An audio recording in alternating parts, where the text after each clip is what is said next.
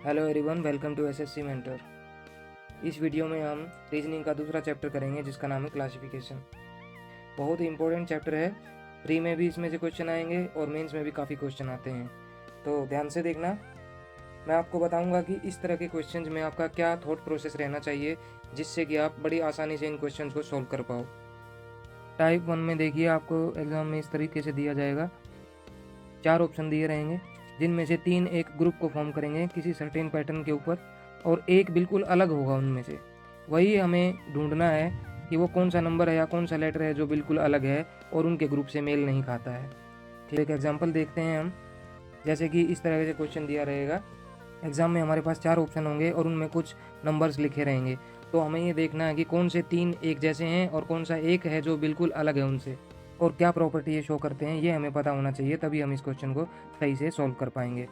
तो A option में है 16, बी में 25, सी 36 और डी में है 99। अब देखो ये क्या है, क्या प्रॉपर्टी शो कर रहे हैं। ए ऑप्शन अगर हम देखें तो ये है 16 यानी कि 4 का स्क्वायर है, 25 ये 5 का स्क्वायर है और 36 ये 6 का स्क्वायर है और ये 99 किसी का भी स्क्वायर नहीं है, तो ये इनके ग्रुप से बिल्कुल अलग हो गया। तो यही हमारा ऑप्शन हो जाएगा।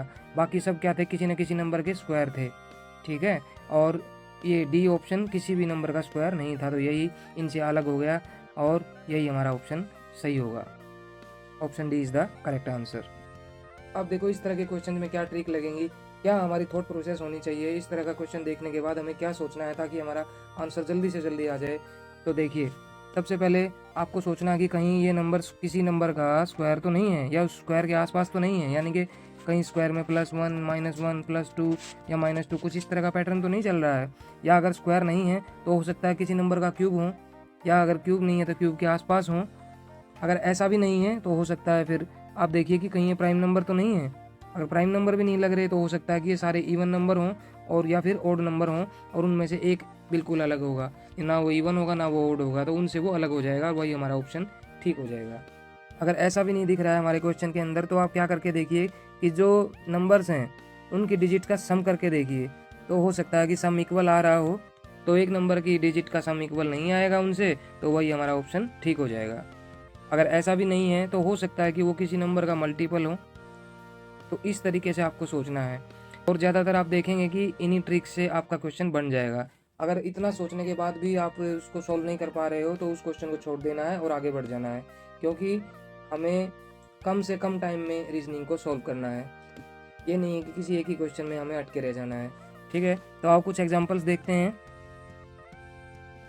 क्वेश्चन नंबर 2 है हमारा, 3 of the given 4 numbers form a group, find the one which does not belong to that group. अब देखो, क्योंकि मैंने ये ट्रिक्स आपको बताई हैं तो आपके लिए ये क्वेश्चन सॉल्व करना बहुत ही ईजी हो जाएगा। देखो क्या ऑप्शन दिए हुए हैं हमारे, 324, 169, 295 एंड 64 ये हैं हमारे। तो सोच कर देखो, अब सबसे पहले मैंने क्या बताया था, ये लग रहा है कहीं ना कहीं किसी चीज़ के स्क्वायर हैं। तो 169 किसका स्क्वायर है, 13 का, और 64 किसका स्क्वायर है, 8 का, और ये 324 किसका स्क्वायर है, 18 का, और ऑप्शन सी देखो 295 ये किसी का भी परफेक्ट स्क्वायर नहीं है, तो यही हमारा ऑप्शन हो जाएगा। Option C is the right answer. अगला क्वेश्चन देखो, इसमें क्या है, 5 ऑप्शन दिए हुए हैं, इनमें से एक ऐसा नंबर होगा जो बिल्कुल ही डिफरेंट होगा। अब देखिए किसी के स्क्वायर तो ये लग नहीं रहे हैं, 11, 17, 23, 15, 37 ये किसी के स्क्वायर नहीं लग रहे हैं, क्यूब भी नहीं लग रहे हैं और उनके आसपास भी नहीं लग रहे हैं। तो ध्यान से देखो इसको, 11, 17, 23 और 37 ये आपको प्राइम नंबर नहीं नज़र आ रहे हैं, प्राइम नंबर हैं ये सारे। और ये 15 क्या है, 3 × 5 ये प्राइम नंबर नहीं है, तो यही हमारा ऑप्शन ठीक हो जाएगा। बाकी सारे ऑप्शन हमारे प्राइम नंबर्स हैं। तो इस तरीके से क्वेश्चन को सॉल्व करना है और जितनी ज़्यादा आप इनकी प्रैक्टिस करेंगे उतना ही माइंड आपका ज़्यादा तेज़ी से वर्क करेगा और आप आसानी से इनको सॉल्व कर पाओगे। नेक्स्ट क्वेश्चन देखते हैं, क्वेश्चन नंबर 4, 439, 171, 123, 227 ये ऑप्शन है। अब देखो, हमें कम से कम 30 तक परफेक्ट स्क्वायर याद होने चाहिए, तभी हम इन क्वेश्चंस को आसानी से सॉल्व कर पाएंगे। अब क्या कर सकते हैं हम, अब जो कि मैंने आपको ट्रिक बताई थी, सबसे पहले हमने कोशिश करनी है क्या ये कोई स्क्वायर हैं या किसी स्क्वायर के आसपास हैं। तो चलिए देखते हैं। अगर इसमें मैं 2 जोड़ दूँ तो ये 441 हो जाएगा। ये किसका स्क्वायर है? 21 का। इसमें से अगर मैं 2 घटा दूँ तो ये 64 आ जाएगा। ये किसका स्क्वायर हो जाएगा? 8 का। इसमें से अगर मैं 2 घटा देता हूँ तो ये 169 हो जाएगा। ये किसका स्क्वायर हो जाएगा? 13 का। इसमें से भी अगर 2 घटा देता हूँ तो ये 225 हो जाएगा। ये किसका? 15 का स्क्वायर हो जाएगा। अब देखो, हमने सब में -2 किया है, लेकिन इस ऑप्शन में हमें +2 करने पे ही स्क्वायर मिला, यानी कि ये ऑप्शन हमारा बिल्कुल अलग हो जाएगा और यही हमारा आंसर हो जाएगा। अब देखो टाइप 2, इसमें क्या होगा? इंग्लिश के अल्फ़ाबेट्स दिए रहेंगे, उनकी पोजीशंस को हमें पता होना चाहिए और तभी हम इस क्वेश्चन को सोल्व कर पाएंगे और हम क्लासीफाई कर पाएंगे कि कौन सा इनमें से ऑप्शन बिल्कुल डिफरेंट है। ठीक है, तो चलिए क्वेश्चन नंबर 5 देखते हैं।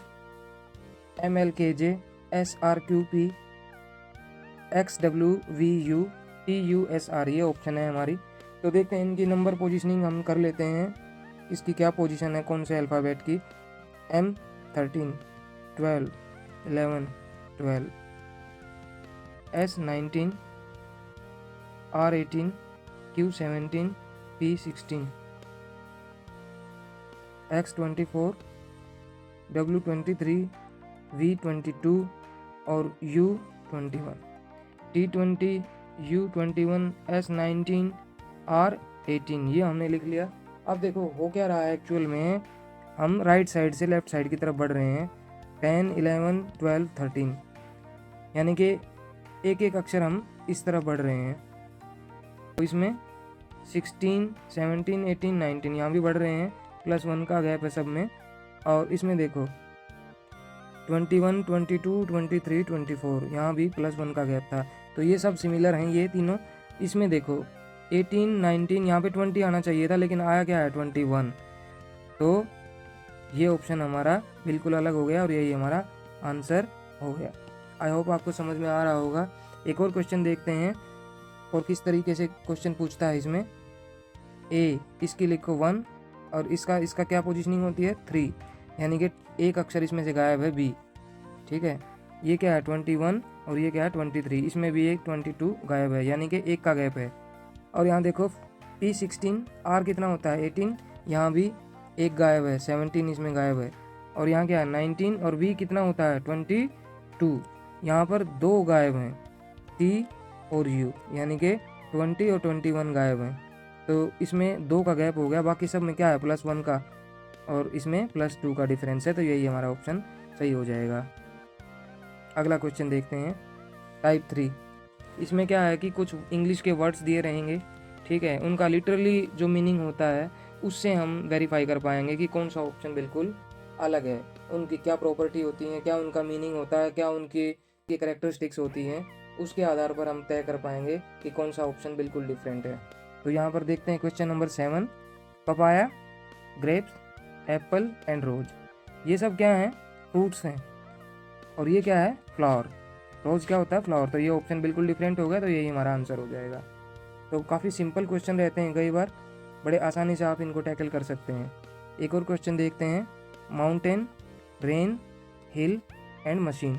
अब देखो ये सारी जितनी भी चीज़ें हैं ऑप्शन ए, बी और सी में, ये सब नेचुरल हैं, इनको हम क्रिएट नहीं कर सकते, इनको हम बना नहीं सकते। ठीक है, ये अपने आप ही होती हैं नेचर में। तो ये एक ग्रुप फॉर्म कर रहे हैं। और ऑप्शन डी देखो, मशीन। मशीन क्या है? इंसान बनाता है, और ये नेचुरल नहीं होती, ये इंसान के द्वारा बनाई जाती है, इसीलिए ये ऑप्शन हमारा बिल्कुल सही हो जाएगा। आई होप आपको सारे क्वेश्चन समझ में आ गए होंगे, और इस तरह के क्वेश्चन वो एग्जाम में पूछता है, आप इनकी ज़्यादा से ज़्यादा प्रैक्टिस करो। Thank you so much for watching. Do subscribe the channel and press the bell icon. I meet you in the next video. Till then, bye. Take care.